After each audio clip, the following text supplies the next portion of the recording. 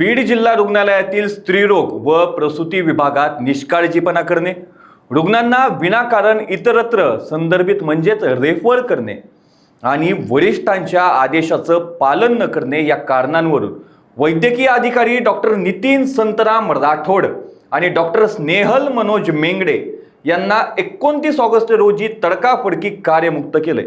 जिल्हा शल्यचिकित्सक डॉक्टर सतीश कुमार यांनी या संदर्भातील अहवाल आरोग्य सेवा आयुक्तांकडे पाठवलाय।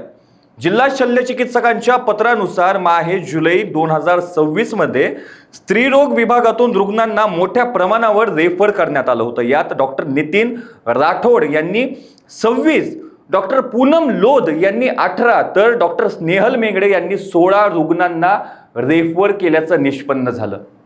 रुग्ण रेफर न करण्याच्या वारंवार सूचना देऊनही वरिष्ठांचे आदेश पाळले गेले नाहीत। यासोबतच डॉक्टर स्नेहल मेंगडे यांनी वरिष्ठांची परवानगी न घेता 21 ते 30 ऑगस्ट दरम्यान रजेचा अर्ज देऊन कर्तव्यावरून निघून गेले, तर डॉक्टर नितीन राठोड हे 13 ऑगस्ट रोजी पूर्व परवानगीशिवाय गैरहजर राहिल्याचे पत्रात नमूद आहे।